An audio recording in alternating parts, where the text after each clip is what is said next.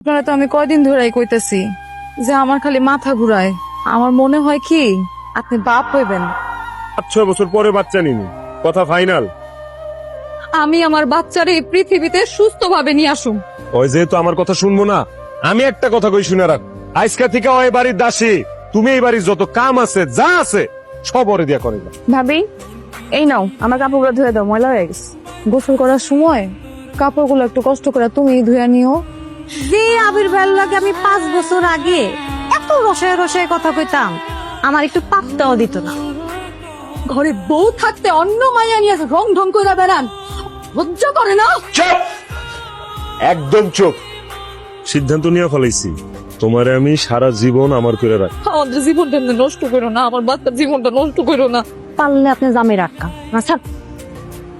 100 বার কে 1000 বার বইলাও তুই আমার সিদ্ধান্ত পরিবর্তন করতে পারবি না। দুনিয়া ধ্বংস হয়ে যাবো, কিন্তু আমি হেনারে বিয়া করু। দেহে তুই কেমনে ঠেকাস।